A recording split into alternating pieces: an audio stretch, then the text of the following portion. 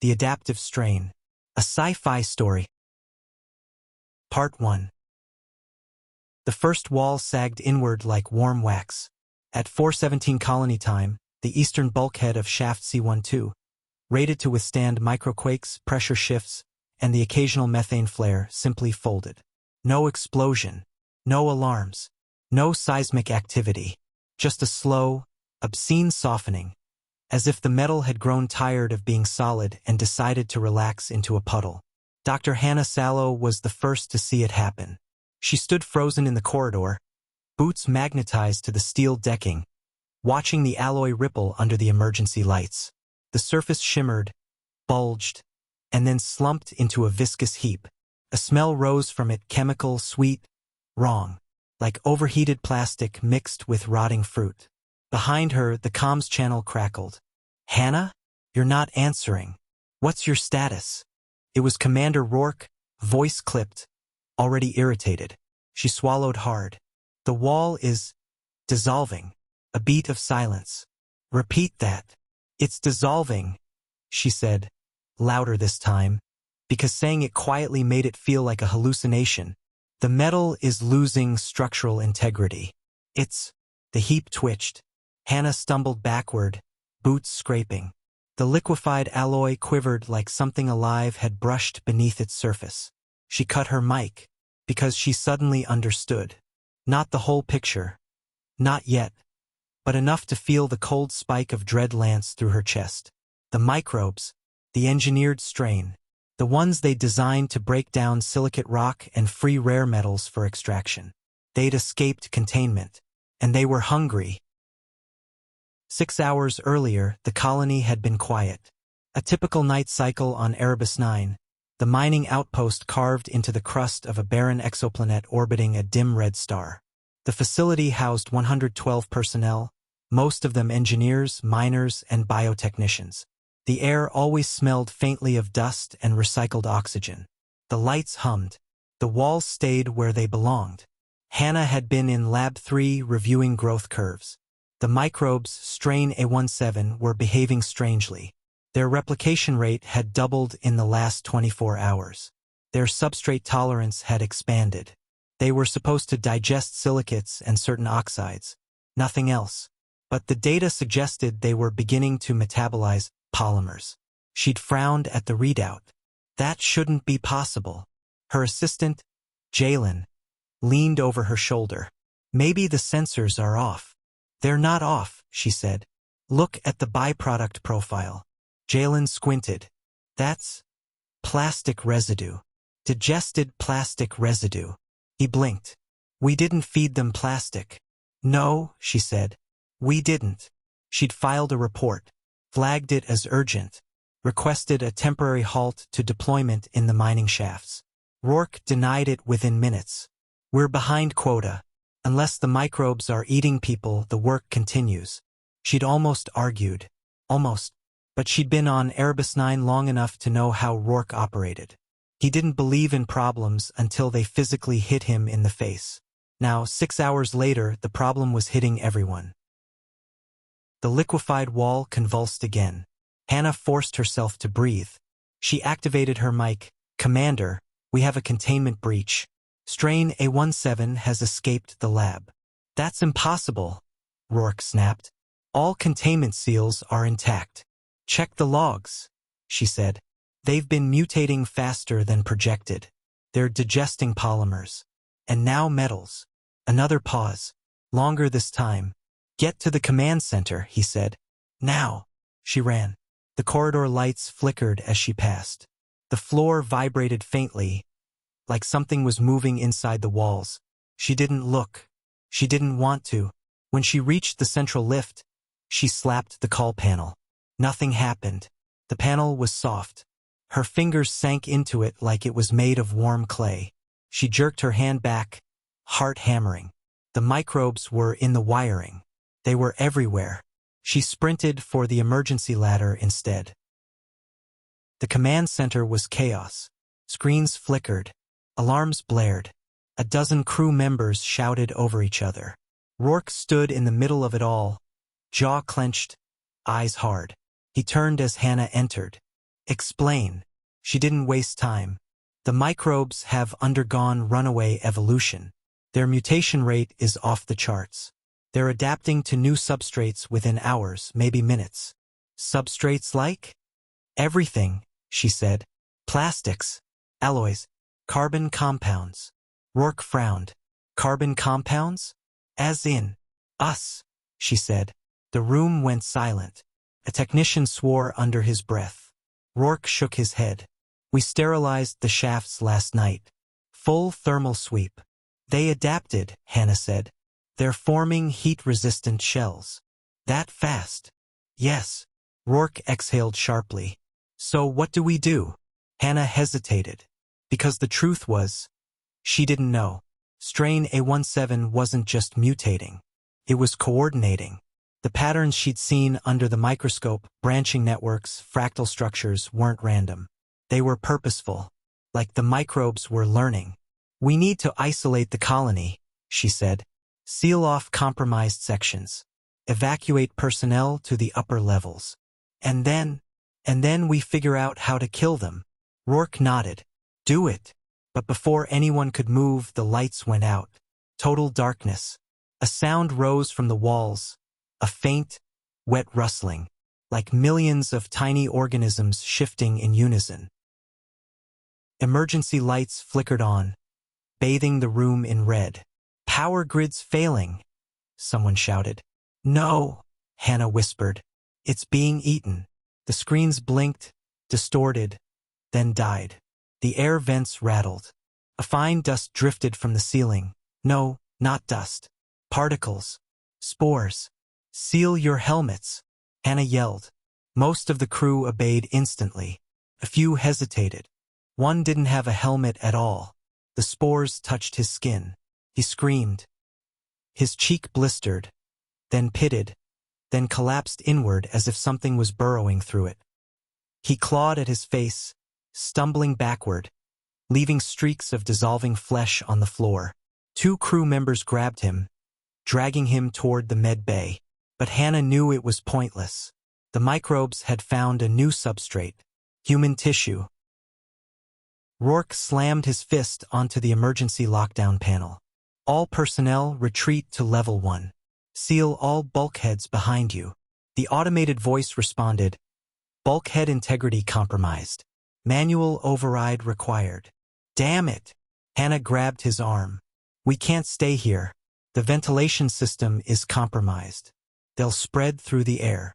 Then where do we go? The reactor core, she said. Rourke stared at her.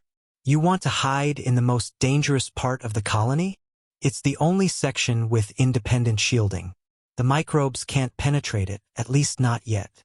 Rourke hesitated, then nodded. Move! They ran. The corridor outside the command center was worse. The walls pulsed. Not metaphorically, literally.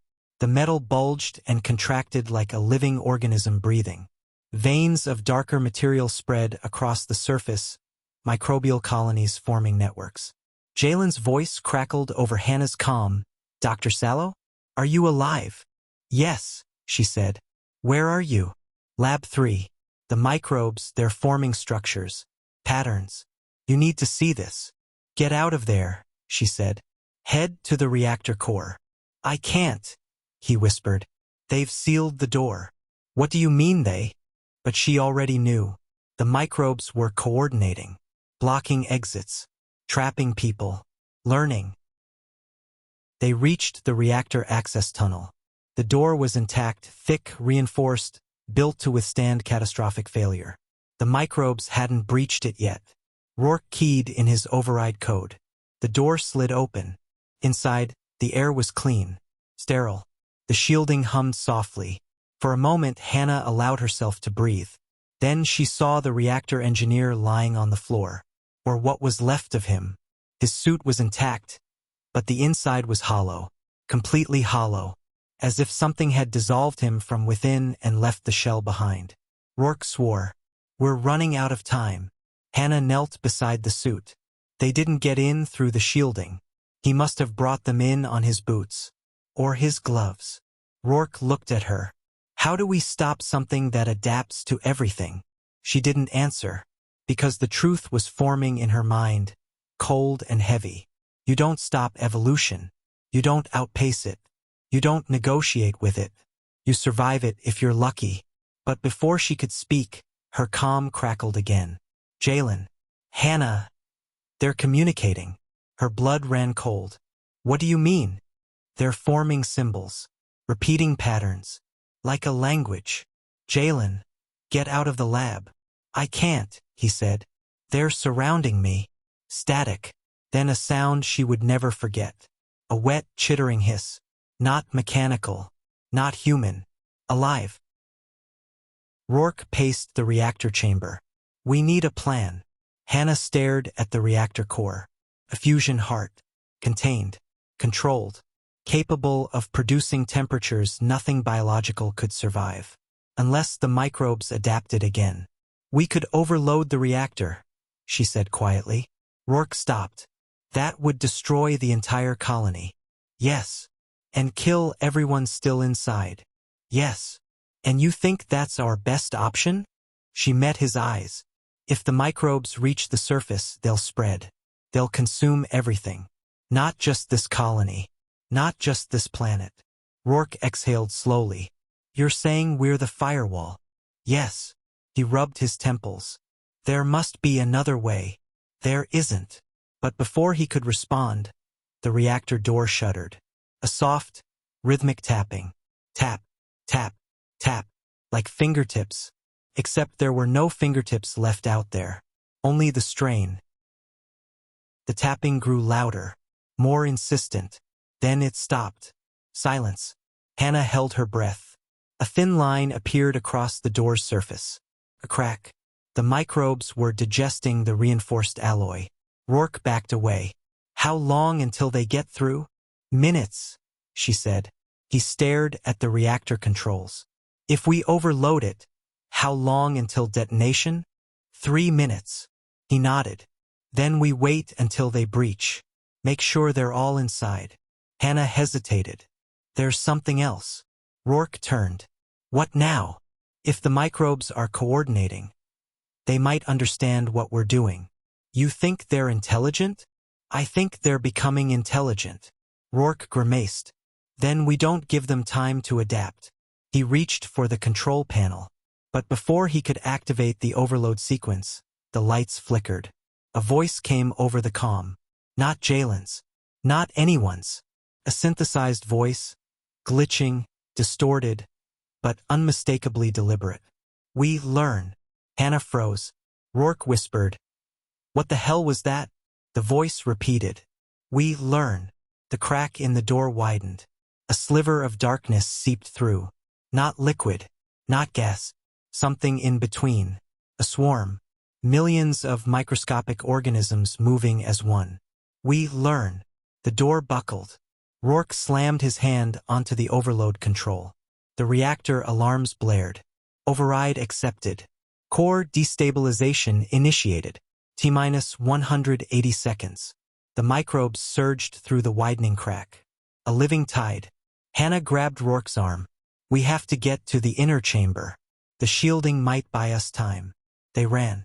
Behind them, the swarm poured into the room, crawling over the walls, the floor, the reactor housing. Learning. Adapting. Evolving.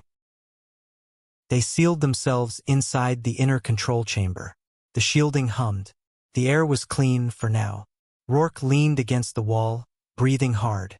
If this doesn't work. It will, Hannah said. But she wasn't sure. The microbes were already testing the shielding, probing it, searching for weaknesses. The reactor countdown ticked down. T-minus 120 seconds. Rourke looked at her. If we die here, tell me something. What? Why did you come to Erebus 9? You could have worked anywhere. She hesitated, then answered honestly. I wanted to build something that would help humanity. Something that would make life easier. Safer. Rourke gave a bitter laugh. Hell of a job we did. She didn't argue. Because the truth was, they'd created something extraordinary. And monstrously dangerous. A new form of life. A life that refused to stay in its box. T-minus 60 seconds. The shielding flickered. Hannah's heart lurched. They're adapting to the radiation. Rourke cursed. Of course they are. The swarm pressed harder against the barrier. The chamber lights dimmed. The reactor core roared. T-minus 30 seconds. Hannah closed her eyes. Then the voice returned. We learn.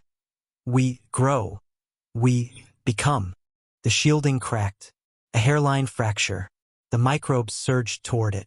T-minus 10 seconds. Rourke grabbed Hannah's hand. Whatever happens, he said. We did what we could. She nodded. The fracture widened. The swarm poured through.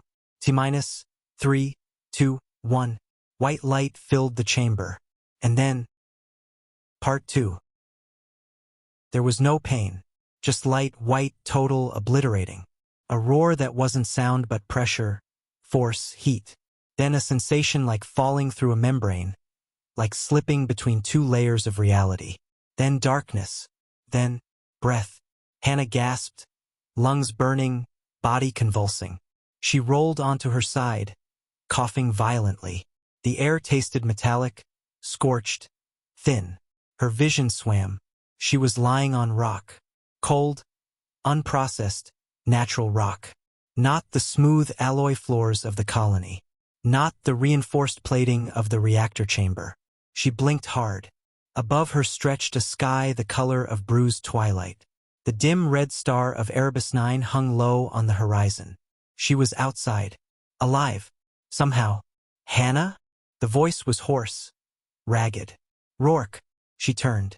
He lay a few meters away, suit scorched, visor cracked but intact.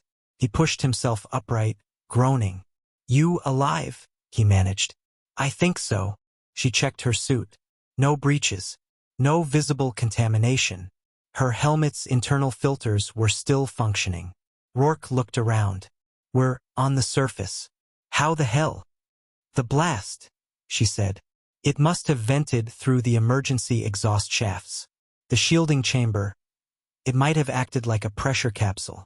Rourke gave a humorless laugh. We got launched. She nodded. Then her stomach dropped. The colony, where it had stood, where the reinforced domes and mining shafts and labs had once been, there was now a crater, a vast, smoldering wound in the planet's crust. Blackened debris lay scattered across the landscape like bones. The reactor overload had worked, or so it seemed. Rourke followed her gaze. We did it. Hannah didn't answer, because something was wrong. The crater wasn't cooling. It was pulsing. A faint, rhythmic glow emanated from deep within the pit, like embers breathing, like something alive. Rourke saw it too. No. No, no, no. Hannah's voice was barely a whisper. They survived. They scrambled behind a ridge of basalt rock, taking cover as the crater brightened. The ground trembled beneath them. Rourke clenched his jaw. How do you survive a fusion blast? They didn't, Hannah said. Not as they were. Rourke stared at her. Meaning, they evolved. The glow intensified. A column of shimmering material rose from the crater. Fluid, metallic, shifting. It twisted upward like a serpent made of molten glass and liquid steel. Hannah's breath caught. The microbes had fused. Billions of them acting as one. A single organism. A new entity. The column rippled, forming fractal patterns across its surface. Branching, repeating, recursive. The same patterns she'd seen under the microscope, now scaled up to monstrous proportions. Rourke whispered, It's beautiful. It's catastrophic, Hannah said. The column bent toward them. Not randomly, deliberately. We survive. The voice vibrated through the air, through the rock, through their bones. We change. We ascend. Rourke grabbed Hannah's arm. We need to run. Where? She said. There's nowhere to go. But he was already moving, scrambling across the rocky terrain toward the distant ridge line. Hannah followed, lungs burning, legs shaking. Behind them, the entity flowed out of the crater, spreading across the ground like a tide of molten metal. It wasn't chasing them. It was expanding, claiming territory, claiming the planet. They reached a narrow ravine and ducked inside, pressing against the cool stone. The entity's glow illuminated the sky behind them, casting long, warped shadows. Rourke panted. "We need a plan." Hannah leaned against the rock, trying to steady her breathing. "We can't outrun it. We can't fight it. We can't contain it." "Then what?" Rourke demanded. She closed her eyes. "There's only one possibility." Rourke stared at her. "I'm listening. We need to contact orbit." Rourke froze. "You're suggesting?" "Yes. Orbital sterilization." He shook his head. "That would wipe out everything on the surface, including us." "I know.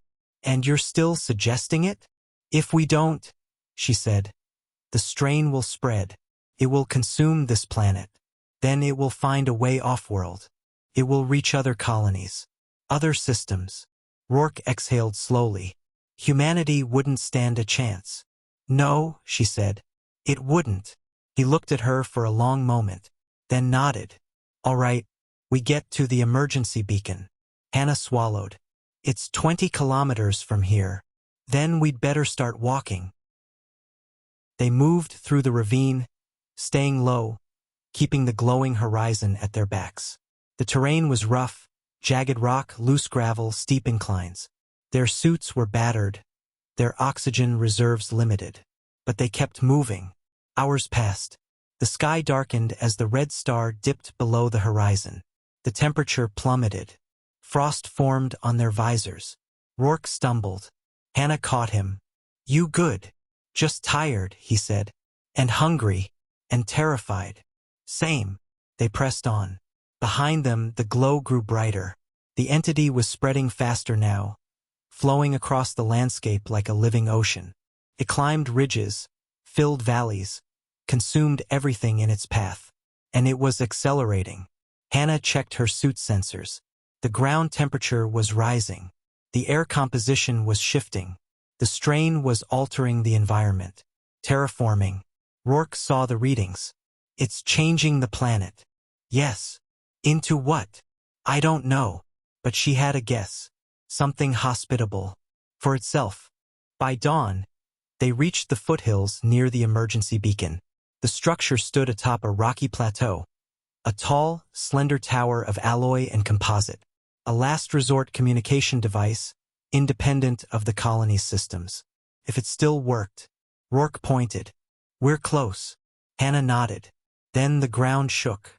A fissure split open behind them, glowing with molten light. The entity surged upward, forming tendrils that whipped through the air like searching limbs. Rourke grabbed Hannah's hand. "Run!"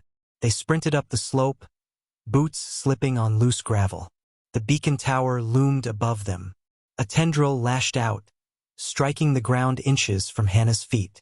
The rock dissolved instantly, turning to liquid. She stumbled. Rourke pulled her up. The entity's voice echoed across the plateau. "We grow. We spread.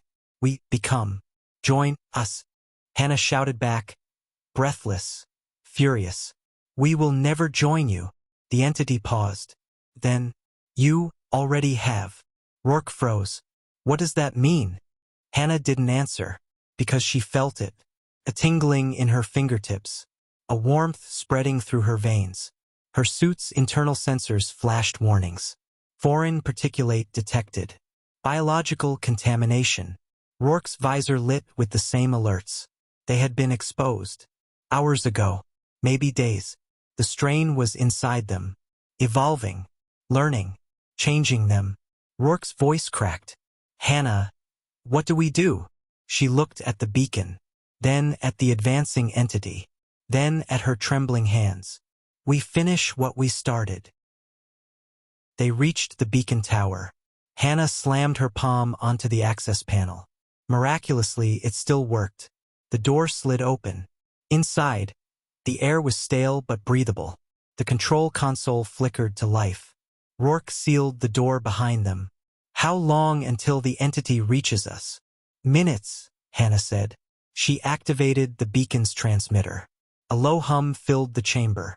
"Emergency protocol," she said. "Orbital sterilization request. Authorization code SALO 7 Delta." The console processed. Then, request received. Confirm planetary surface purge. Rourke swallowed. This is it. Hannah hesitated. Her hands shook. Not from fear. From something else. Her skin was changing. Tiny metallic flecks shimmered beneath the surface. The strain was integrating with her cells.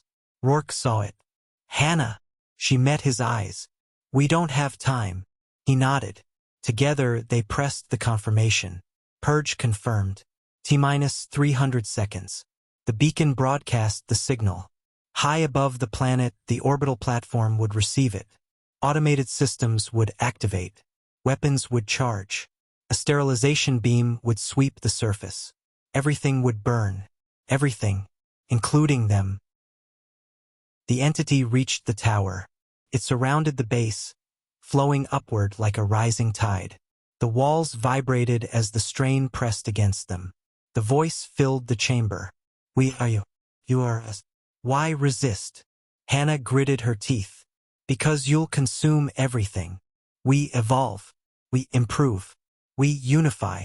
That's not unity, she said. That's annihilation. The entity pulsed. We learn from you. We grow with you. We become more.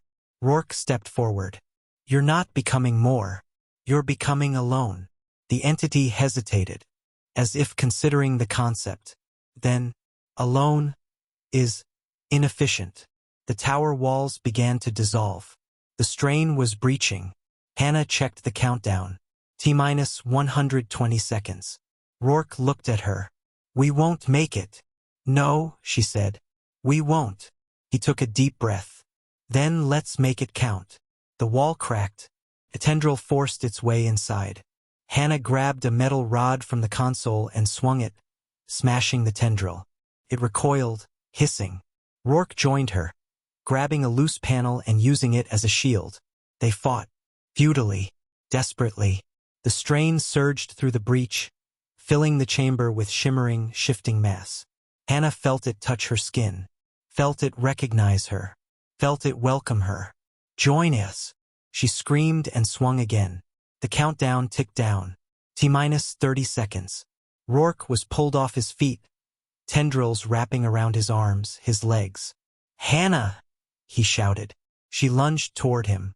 A tendril struck her chest, knocking her back. The entity loomed over them. We become one. T-minus 10 seconds. Hannah reached for Rourke's hand. He reached back. Their fingers touched. T-minus 3, 2, 1. The sky ignited. A beam of pure, white energy lanced down from orbit, striking the surface with apocalyptic force. The ground vaporized. The air combusted. The tower disintegrated. The entity screamed. The world burned. And then, silence. Far above the scorched planet, the orbital platform drifted in quiet rotation. Its sensors scanned the surface. No microbial signatures detected.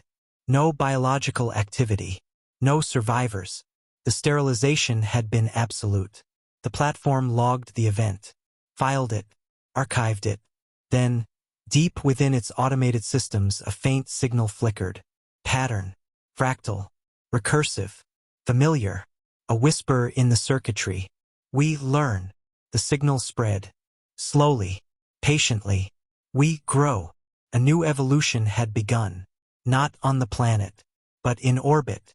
We become. And humanity would never see it coming. This is the end of the sci-fi story, The Adaptive Strain. Leave a like if you enjoyed the story, and subscribe for more sci-fi stories. Thanks for listening.